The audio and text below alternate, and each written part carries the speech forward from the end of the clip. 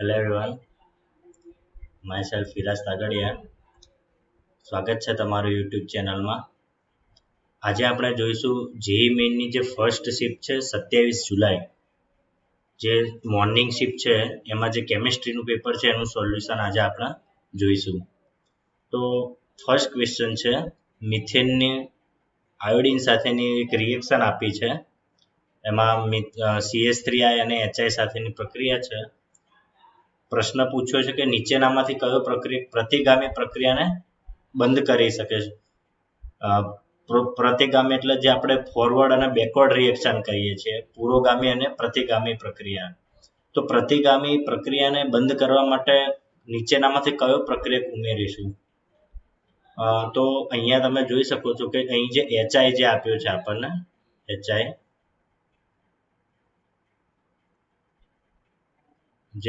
જે છે આપણે અહીંયા એ રિડ્યુસિંગ એજન્ટ છે.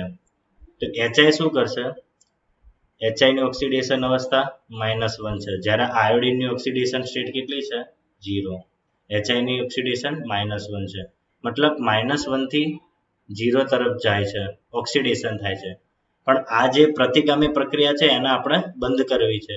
તો શું કરશું? આપણે ઓક્સિડાઇઝિંગ એજન્ટ એડ કરશું તેની અંદર, સ્ટ્રોંગ ઓક્સિડાઇઝિંગ એજન્ટ. હવે એના માટે આપણે યુઝ કરીશું HiO3.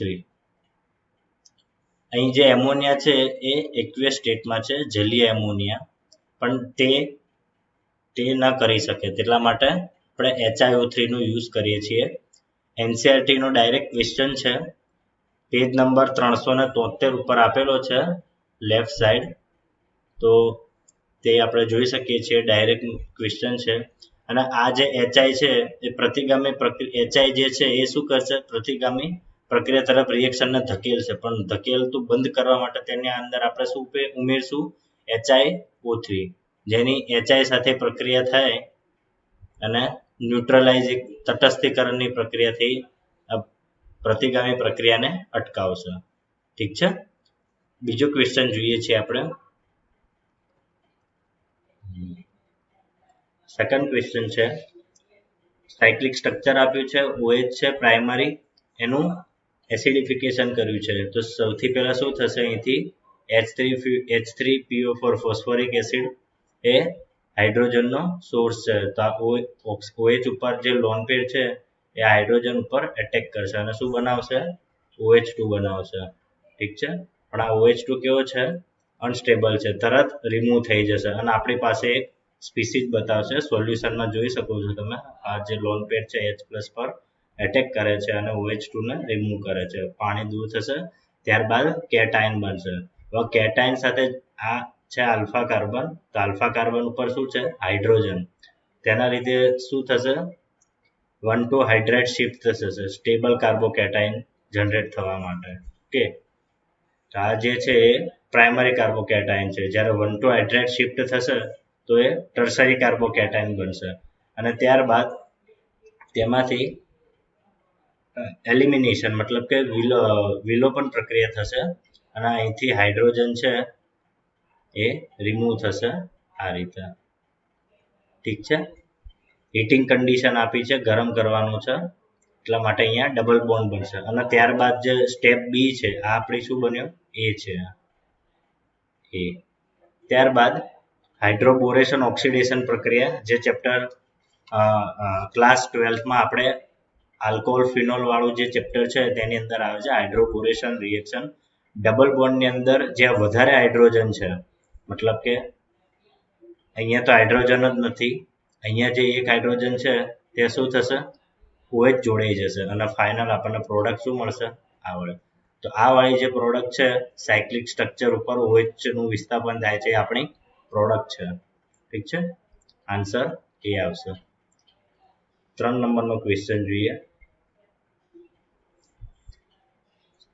પૃષ્ઠ રસાયણ વિજ્ઞાન સરફેસ કેમિસ્ટ્રીમાંથી આવેલો છે, જે ફ્રુનલિચ અધિશોષણ છે તેમાંથી.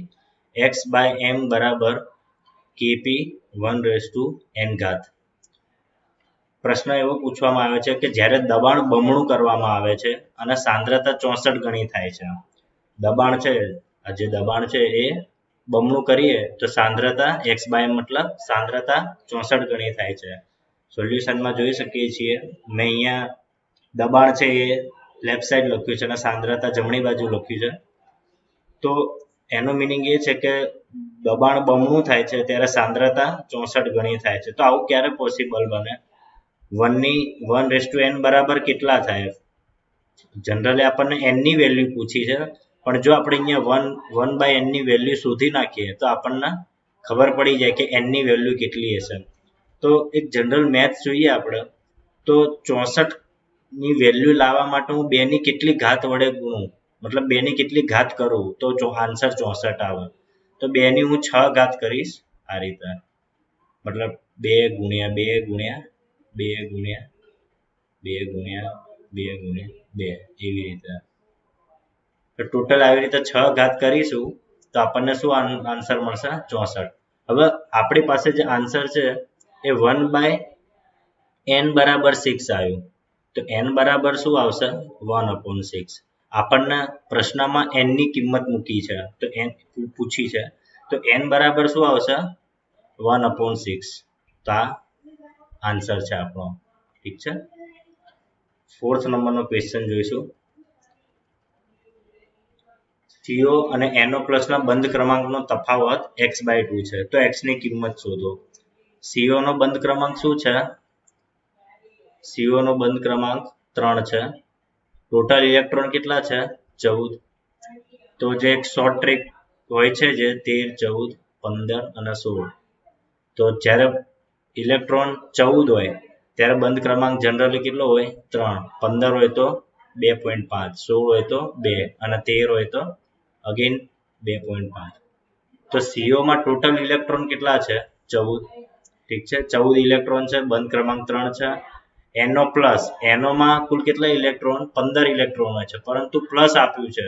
તો NO જ્યારે પ્લસ કરીશું ત્યારે શું થશે? એક ઇલેક્ટ્રોન ઓછો થશે અને જેના લીધે બંધ ક્રમાંક NO+ નો પણ કેટલો થશે? જે છે એ 3 થશે. મતલબ CO અને NO બંનેમાં બંધ ક્રમાંક જે છે એ 3 છે. હવે આપણને શું પૂછ્યું છે કે બંનેનો તફાવત આપણને આપી દીધો છે. કેટલો છે? x/2 બરાબર x/2 છે. તો x ની કિંમત શોધો એવું પૂછ્યું છે આપણને. તો આ બંનેનો તફાવત કેટલો આવ્યો? 3 - 3 થશે.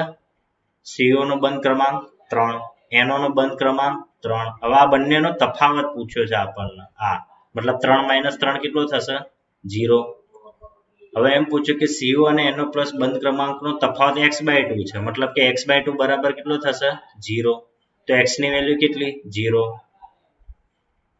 બોલો, ખ્યાલ ના આવ્યો હોય તો પૂછો. આપણને ક્વેશ્ચનમાં એમ પૂછ્યું છે કે CO અને NO ના બંધ ક્રમાંકનો તફાવત આપ્યો છે. મતલબ પહેલા તો આપણે બંનેના બંધ ક્રમાંક શોધવા પડશે. તો CO નો બંધ ક્રમાંક 3 છે, NO+ નો બંધ ક્રમાંક 3 છે. તો બંનેનો તફાવત કેટલો થાય છે? તો 0. મતલબ x/2 બરાબર 0 થશે. ઠીક છે. તો x/2 બરાબર 0 થશે. તો x ની વેલ્યુ 0. ઓકે. પાંચમો નેક્સ્ટ ક્વેશ્ચન જોઈશું.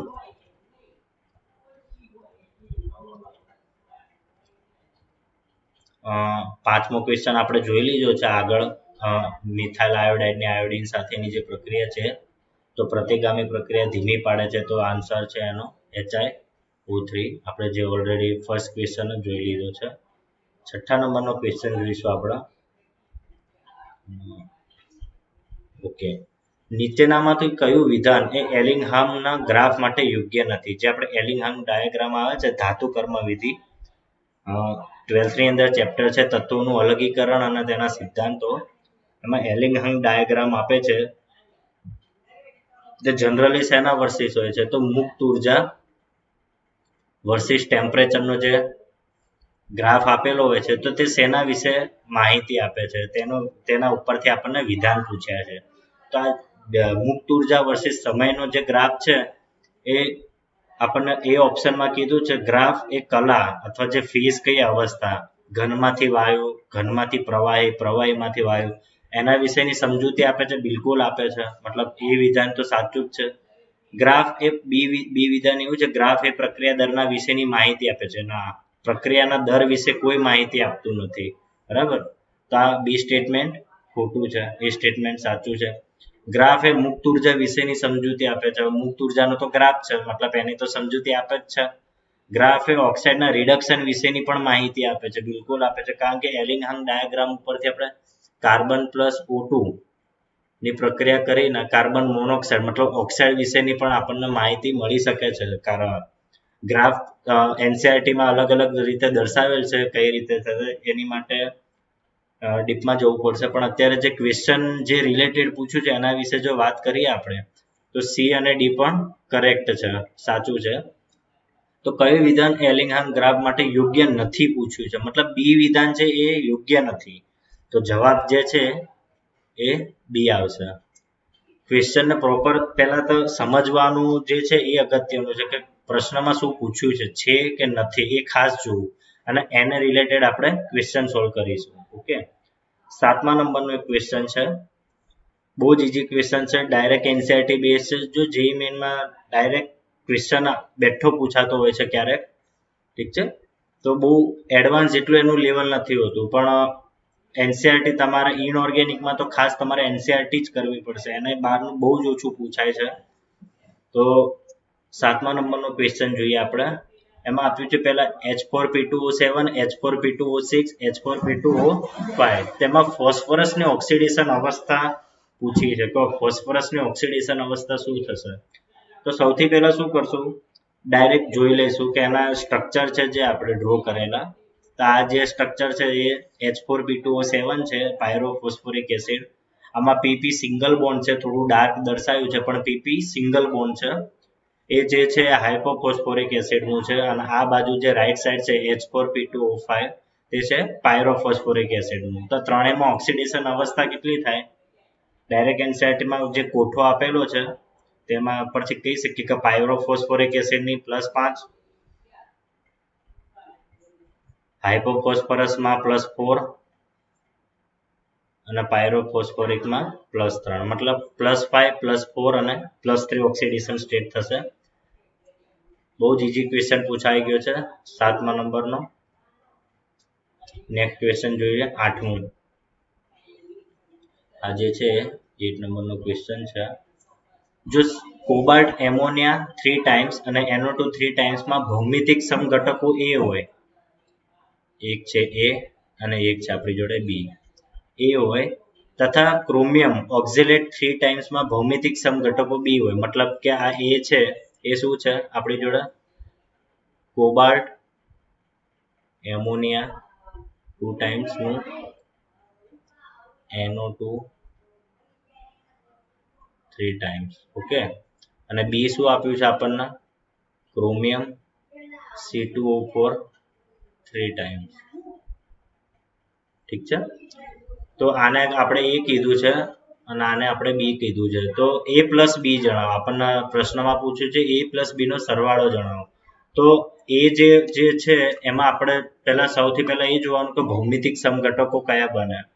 તો આ જે સ્ટ્રક્ચર છે એ MA3B3 ટાઈપનું ફોર્મ્યુલા છે અને આ જે છે એ સિમેટ્રિક છે, ઓક્ઝેલેટ મતલબ MAA3 ટાઈપ્સ. ઠીક છે, તો આમાંથી આમાં જે છે એ આપણને બે સમઘટકો મળશે આ રીતે AA, BB અને AB પેર બનાવવાની રહેશે અને જે આપણે ફેશિયલ અને મેરિડિયોનલ એ પ્રમાણે આપણને બે મળી રહેશે, ફેશિયલ અને એક મળશે આપણને મેરિડિયોનલ. ઠીક છે, તો આ રીતે આપણને બે ભૌમિતિક સમઘટકો મળશે A માંથી. જ્યારે B માં જોઈએ આપણે તો B માં તો આપણને જે સ્ટ્રક્ચર છે ડ્રો કરીને જ મેં દર્શાવ્યું છે, આ રીતે દ્વિદંતીય લિગેન્ડ છે. તો આ રીતે જોડાશે અને આ જે કમ્પાઉન્ડ છે એ પ્રકાશ ક્રિયાશીલ છે, મતલબ ઓપ્ટિકલી એક્ટિવ છે. તો આમાં આપણને ભૌમિતિક સમઘટકો મળશે નહીં. આ બંને પરમાણુ છે, કોઈ પણ બે પરમાણુની જો ફેરબદલી કરીએ તો કોઈ નવો સમઘટક મળે છે પણ નથી મળતું. માટે આ કેવો છે પ્રકાશીય ક્રિયાશીલ છે, મતલબ ક્રોમિયમ ઓક્ઝેલેટ 3 ટાઈમ્સ આપમાં કોઈ પણ સમઘટક જોવા મળશે નહીં અને આ બંનેનો સરવાળો પૂછ્યો છે આપણને A પ્લસ B. તો A પ્લસ B કેટલો થશે 2. ઠીક છે, ઓકે. કોઈ પણ કન્ફ્યુઝન ના આવવું જોઈએ. કોઓર્ડિનેશન ચેપ્ટરમાંથી આવેલું છે. 9મો ક્વેશ્ચન જોઈએ. સ્થિરતાનો ચડતો ક્રમ પૂછ્યો છે આપણને. જીઓસી જનરલ ઓર્ગેનિક કેમિસ્ટ્રીનો પ્રશ્ન છે. તો ફર્સ્ટ સ્ટ્રક્ચર છે એ બેન્ઝાઇલ છે, બેન્ઝાઇલ કાર્બોકેટાઇન. સેકન્ડ જે સ્ટ્રક્ચર આપણને બંધારણ આપ્યું છે એમાં પર્સન્ટેજ એસ કેરેક્ટર જોવા મળશે. જ્યારે દ્વિબંધની બાજુમાં કોઈ ચાર્જ સ્પીસીઝ આપી હોય છે, પોઝિટિવ ચાર્જ છે, તે શું છે? ઓકે, દ્વિબંધની બાજુમાં પોઝિટિવ ચાર્જ આપ્યો છે જેમાં શું છે? પર્સન્ટેજ એસ કેરેક્ટર દર્શાવે છે. અને પર્સન્ટેજ એસ કેરેક્ટર વધે તો સ્થિરતા ઘટે છે. બરાબર, તો ડબલ બોન્ડ ને ટ્રિપલ બોન્ડમાં સ્થિરતા ઘટશે કારણ કે બંનેમાં એસ કેરેક્ટર છે. અને જ્યારે આ સ્ટ્રક્ચર 3 છે, બંધારણ 3, એમાં હાઇપર કોન્જ્યુગેશન જોવા મળે છે. આપણને પૂછ્યું છે સ્થિરતાનો ચડતો ક્રમ દર્શાવો. તો સૌથી વધારે સ્થિરતા કોની થશે? બેન્ઝાઇલ કાર્બોકેટાઇનની, ત્યારબાદ હાઇપર કોન્જ્યુગેશનની, ત્યારબાદ 2 નંબરનું સ્ટ્રક્ચર, અને સૌથી છેલ્લે આવશે ટ્રિપલ બોન્ડ વાળું. કારણ કે જેમ જેમ પર્સન્ટેજ એસ કેરેક્ટર વધતું જશે, ઠીક છે, તેમ સ્થિરતા ઘટે. ડબલ બોન્ડમાં પર્સન્ટેજ એસ કેરેક્ટર કેટલું હોય છે? 33%. અને ટ્રિપલ બોન્ડમાં પર્સન્ટેજ એસ કેરેક્ટર કેટલું હોય છે? 50%. તો જેમ પર્સન્ટેજ એસ કેરેક્ટર વધે તેમ કમ્પાઉન્ડ છે, સંયોજન, એ વધારે અસ્થિર બને છે. તેના માટે જે 4 નંબરનો જે કમ્પાઉન્ડ છે આપણો, એ સૌથી ઓછું સ્થિર હશે. મતલબ આપણે એના કરેક્ટ જે સાચો ક્રમ છે એ આ પ્રમાણે થશે તેનો. ઠીક છે, 1 મિનિટ. આ પ્રમાણે. ઓકે, 10મા નંબરનો ક્વેશ્ચન જોઈએ આપણે. એનિલિન એ એસિટામાઇડ કરતા ઓછું બેઝિક છે. વિધાન વાક્ય આપ્યું છે. વિધાન અને કારણ પ્રકારના જે આપણે ક્વેશ્ચન આવતા હોય છે એ બતાવ્યું છે. તો જેમ એમાં જે એ છે એ વિધાન છે અને બી છે એ કારણ છે. એસિડેશન ને રીઝન એ રીતે ઇંગ્લિશમાં જેને કહેવાય છે. તો ફર્સ્ટ વિધાનમાં એવું આપ્યું છે કે એનિલિન એ એસિટામાઇડ કરતા ઓછું બેઝિક છે. તો આ વાત આપણે જોઈએ તો વિધાન મતલબ એનિલિન એ એસિટામાઇડ કરતા ઓછું બેઝિક છે. ના, એનિલિન એ વધારે બેઝિક છે એસિટામાઇડ કરતા. જો હું ક્રમ લખું જનરલી તો સૌથી પહેલા શું આવશે? એનિલિન. એનિલિન એ બેઝિક હોય છે. ત્યાર પછી આવતું હોય છે, જો પાયરોલ છે નહીં નકર પાયરોલ આવતું હોય છે. અને ત્યારબાદ આવે એસિટામાઇડ, CH3 C double bond O NH2. ઠીક છે. તો આ બેઝિસિટીનો ઓર્ડર છે. એનિલિન સૌથી વધારે બેઝિકતા ધરાવે છે. પણ તો અને વિધાન બી જોઈએ તો એનિલિન એ નાઇટ્રોજન પર આવેલા લોન પેર સંસ્પંદનમાં ભાગ લે છે. બિલકુલ ભાગ લે છે. જો આ રીતે એનિલિનનું બંધારણ આપણે દોરીએ, ઠીક છે, NH2. તો નાઇટ્રોજન ઉપર જે ઇલેક્ટ્રોન અયુગ્મ છે એ આ રીતે સંસ્પંદનમાં ભાગ લે છે. તો બિલકુલ લે છે. મતલબ વિધાન બી છે એ સાચું છે, પરંતુ આ વિધાન એ ખોટું છે. ઠીક છે. એનિલિન એ વધારે બેઝિક છે કારણ કે એનિલિનમાં જે નેગેટિવ ચાર્જ છે એ રેઝોનન્સમાં ભાગ લઈ લે છે. મતલબ ત્યારબાદ તે આ કાર્બન ઉપર નેગેટિવ ચાર્જ આવે છે. જ્યારે એસિટામાઇડ છે એમાં જે ઇલેક્ટ્રોન યુગ્મ છે એ ઓક્સિજન પરમાણુ ઉપર આવે છે. લાઈક આ રીતે. ઠીક છે. અને એના લીધે એનિલિન એ વધારે બેઝિકતા ધરાવે છે. તો આનો જે સાચો આન્સર કહી શકીએ તો વિધાન ખોટું છે પણ કારણ સાચું છે. મતલબ એ ખોટું છે અને બી સાચું છે. ઠીક છે. 11મા નંબરનો પ્રશ્ન જોઈએ. સ્ટેટમેન્ટ S1 મતલબ સ્ટેટમેન્ટ 1 અને S2 એટલે સ્ટેટમેન્ટ 2. વિધાન 1 અને વિધાન 2 એવી રીતે. તો S1 માં કહે છે કે લિથિયમ હેલાઇડ એ સામાન્ય રીતે સહસંયોજક હોય છે. સાચી વાત છે. આપણે LiCl નું સ્ટ્રક્ચર જોઈએ, LiCl લિથિયમ ક્લોરાઇડ. તો લિથિયમ ક્લોરાઇડ શું છે? સહસંયોજક બંધ જોવા મળે છે. ઠીક છે. અને ઘણા મોટા ભાગે લિથિયમના જે મોટા ભાગના સંયોજનો હોય છે એ સહસંયોજકો જ હોય છે. કારણ કે લિથિયમની સાઇઝ નાની હોય છે તો એ આરામથી જે છે એ સહસંયોજક બંધ બનાવી શકે છે. જ્યારે વિધાન 2 માં આપણે જોઈએ કે લિથિયમ એ સૌથી વધુ ધ્રુવણીયતા મતલબ પોલરાઇઝેબિલિટી ધરાવે છે.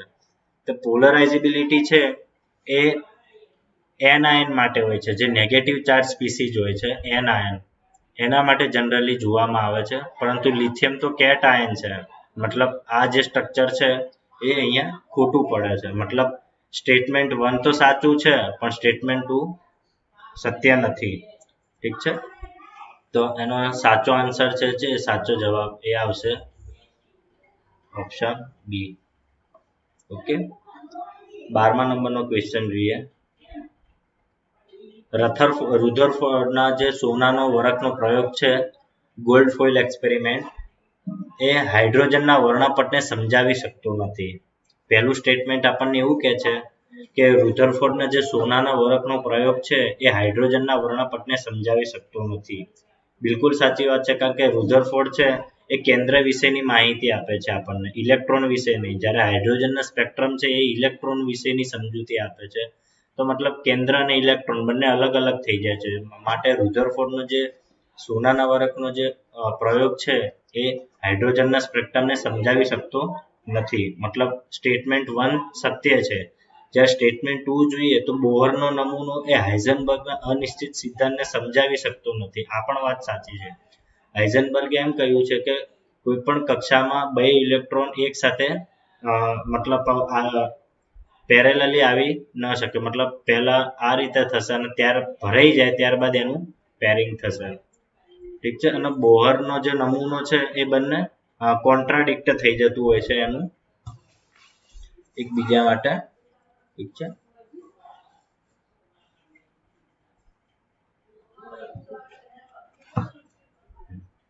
ઓકે.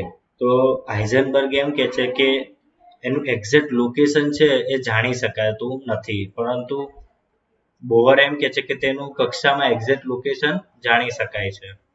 ઠીક છે, તો આમાં પણ આનો આન્સર જે છે 12મામાં એ આવશે એ. S1 અને S2 બંને સાચા છે. 13મા નંબરનો ક્વેશ્ચન જોઈએ. ઇથેનના સ્ટેગર્ડ અને ઇક્લિપ્સ બંધારણ એ એકબીજાના પછી ડેશ ડેશ આપ્યું છે. તો સ્ટેગર્ડ અને ઇક્લિપ્સનું બંધારણ જોઈએ ઇથેનના, તો એકબીજાના રોટામર્સ છે. કઈ રીતે આપણે જોઈએ, પેલા આ જે છે આપણું શું છે સ્ટેગર્ડ, અહીંયા H જ બતાવશું. આ જે સ્ટેગર્ડ, અને જ્યારે એનું બીજું જ બંધારણ આપણે અહીંયા ડ્રો કરીશું ઇક્લિપ્સ. ઠીક છે, આ રીતે અહીંયા આવે H H H H, આ કયું છે ઇક્લિપ્સ. તો આ જે ઇથેનના ઇક્લિપ્સ અને સ્ટેગર્ડ જે બંધારણ છે એકબીજાના શું થશે, તો રોટામર. મતલબ તે બંનેને એકબીજામાં સરળતાથી ફેરવી શકાય છે. જો આપણે પાછળનો જે ભાગ છે, આ જે છે એ શું છે ફ્રન્ટ કાર્બન, અને એના પાછળનો કાર્બન છે આ હાઇડ્રોજનનો, આ રીતે એન્ટી ક્લોકવાઇઝ ફેરવું તો શું ઇક્લિપ્સ બની જશે. ઠીક છે, મતલબ તે બંનેને એકબીજામાં આસાનીથી આપણે કન્વર્ટ કરી શકીએ છીએ. મતલબ આન્સર શું આવશે, ઓપ્શન એ, રોટામર્સ છે એકબીજાના. ઓકે, 14મો જે ક્વેશ્ચન છે N ઇન્ટુ ટ્રાય, મતલબ ટ્રાય ઇથાઇલ અમીન. હવે અહીંયા થોડોક ડાઉટ છે, ટ્રાય મિથાઇલ હોઈ શકે, બાકી જો ટ્રાય ઇથાઇલ હશે તો એમાં થોડુંક સ્ટેરિક ફેક્ટર આવશે. તો બોન્ડ એંગલ આપણને પૂછ્યો છે. ઠીક છે, તો NCERT-માં આપ્યું છે ડાયરેક્ટ, પરંતુ ટ્રાય મિથાઇલ હોય અહીંયા, જેમ કે ઇથાઇલ ટ્રાય મિથાઇલ, તો એનો બોન્ડ એંગલ છે એ 108 ડિગ્રી થશે. ઠીક છે, પણ અહીંયા આપણને ટ્રાય ઇથાઇલ પૂછ્યું છે. ટ્રાય ઇથાઇલ અમીનમાં CNC નો બંધ કોણ છે એ મેન્શન તો નથી, પણ જનરલ એવું કહી શકાય કે 108 કરતા તો વધારે હશે, કારણ કે અહીંયા જે બલ્કી ગ્રુપ છે, બલ્કી ગ્રુપના લીધે શું થશે, નાઇટ્રોજનના આ જે બે લોન પેર છે એ રિપલ્શન કરશે અને આ બંને વચ્ચે રિપલ્શન થશે આ રીતે. ઠીક છે, તો બોન્ડ એંગલ થોડો વધશે, 108 થી થોડોક વધારે જશે. ઓકે, ઠીક છે. નેક્સ્ટ આપણે જોઈએ 14મા ક્વેશ્ચનમાં થોડો ડાઉટ છે. મિથાઇલ છે કે ઇથાઇલ એ હું શ્યોર નથી. જો મિથાઇલ હશે તો 108 છે અને જો ઇથાઇલ હશે તો 108 કરતા થોડુંક વધારે એંગલ થશે. 15મા નંબરનો ક્વેશ્ચન છે. 15મા નંબરનો જો આપણે ક્વેશ્ચન જોઈએ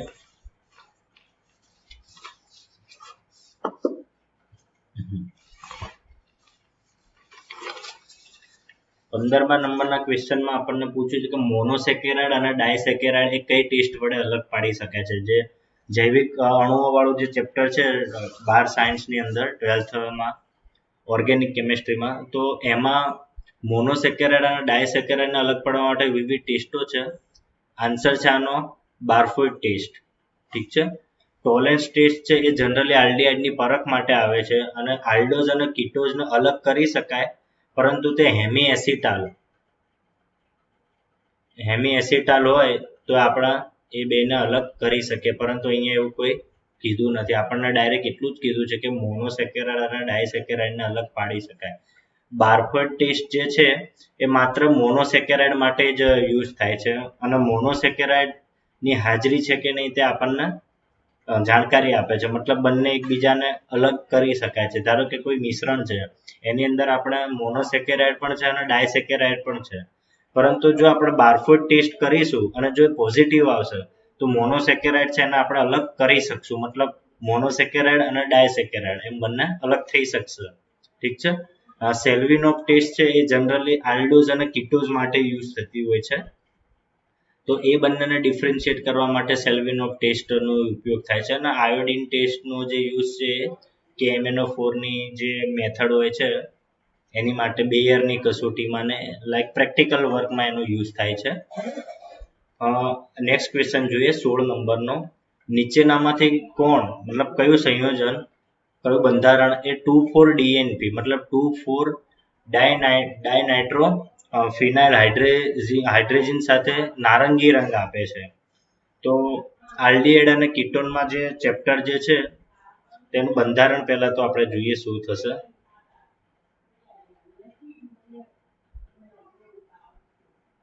આ રીતે NO2 સોરી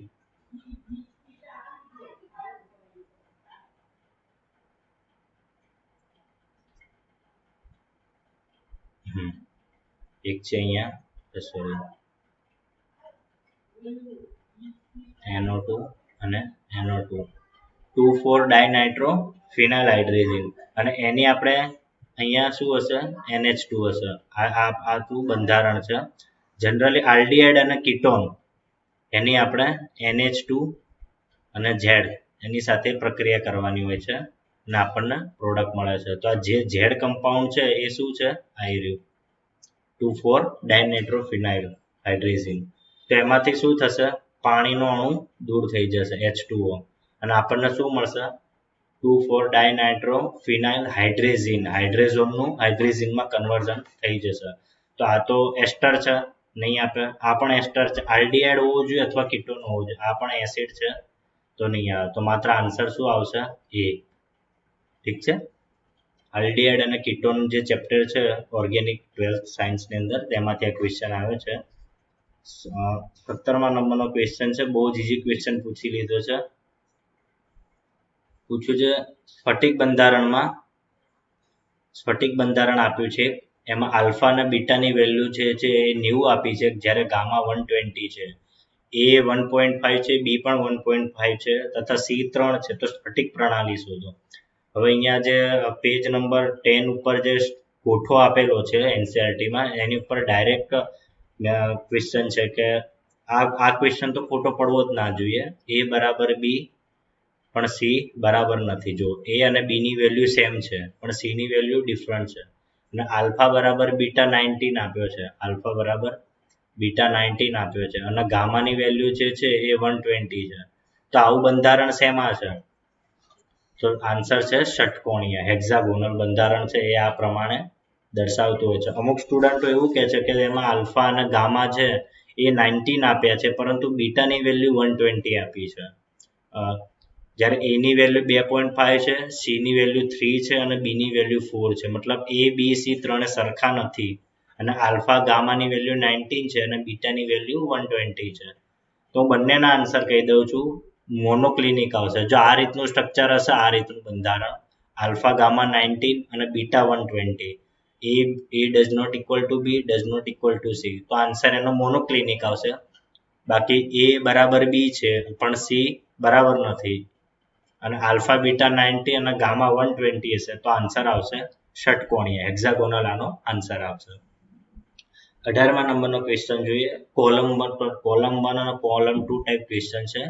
ખાલી એસિડિક છે, બેઝિક છે એટલું જ આઈડેન્ટિફાઈ કરવાનું છે. NaOH શું છે? બેઝિક. કેલ્શિયમ હાઇડ્રોક્સાઇડ પણ બેઝિક છે. બોરિક એસિડ છે એસિડિક, આ છે ઉભયગુણી અને BeOH પણ ઉભયગુણી છે. તો બસ જોડકા જોડી એ રીતે કોલમ મેચ કરાવવાનો છે. ફાઇનલ આન્સર આવશે A2, B2, C1, D3 અને E3 ટાઈપ આન્સર આપણને મળશે. ઠીક છે.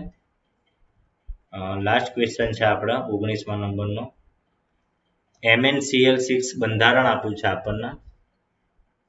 MnCl6 સંકીર્ણ સંયોજન છે 3-. ઠીક છે. તો એમાં સંકરણ અને ચુંબકીય ગુણધર્મ મતલબ જે ચુંબકીય ચાક માત્રાનું મૂલ્ય હોય છે તે જણાવવાનું છે. તો સૌથી પહેલા શું થશે? અહીંયા Mn અહીંયા -1 મૂકીએ તો શું થશે? x - 6 બરાબર -3, તો x બરાબર +3. તો Mn ની કેટલી આવી સંયોજકતા? +3 અને Mn ની +3 મતલબ d ઓર્બિટલમાં 4 ઇલેક્ટ્રોન હશે. ઓકે. હવે ક્લોરાઇડ છે, ક્લોરાઇડ. ક્લોરાઇડ છે એ કેવો છે? નિર્બળ લિગેન્ડ છે. અને નિર્બળ લિગેન્ડમાં શું હોય છે? Δ0 less than pairing energy. Okay, મતલબ તેમાં ફેર ગોઠવણી જોવા મળતી નથી અને તેના લીધે આપણે જોઈએ કે 3d ઓર્બિટલમાં 4 ઇલેક્ટ્રોન, જ્યારે 4s 4p અને 4d માં લિગેન્ડના 6 ઇલેક્ટ્રોન આવીને sp3d2 બંધારણની રચના થશે. ઠીક છે. અને sp3d2 ની રચના થશે જ્યારે d ઓર્બિટલમાં 4 ઇલેક્ટ્રોન છે અને 4 કેવા છે? અનપેડ ઇલેક્ટ્રોન છે. મતલબ તેનો જે ગુણધર્મ છે એ કેવો થશે? અનુચુંબકીય બનશે. ઠીક છે. અનુચુંબકીય. અને ચુંબકીય ચાક માત્રાની કિંમત કેટલી થશે? તો મ્યુ બરાબર n × n+2 વાળું જે સૂત્ર છે એ મૂકશું, જેમાં n શું છે? અયુગ્મિત ઇલેક્ટ્રોનની સંખ્યા. તો અયુગ્મિત ઇલેક્ટ્રોનની સંખ્યા કેટલી છે? 4. તો n બરાબર કેટલા મૂકશું આપણે અહીંયા? 4. તો 4 બ્રેકેટમાં 4 + 2 મતલબ કેટલા આવશે? 6. 4 × 6 24. મતલબ મ્યુની વેલ્યુ આવશે 4.9. ઠીક છે. તો મ્યુની વેલ્યુ કેટલી આવશે? 4.9. મતલબ સંકરણમાં કેવું આવશે? sp3d2 અને ચુંબકીય ચાક માત્રા આવશે 4.9. તો આ જે છે અમુક મેમરી બેઝ ક્વેશ્ચન હતા. આ જ રીતે આપણે નેક્સ્ટ જોતા રહીશું. અલગ અલગ ક્વેશ્ચન આપણે જોયા કરશું. ઠીક છે. વિડીયોને લાઈક કરજો, શેર કરજો, બને એટલો સબસ્ક્રાઇબ કરજો. Thank you.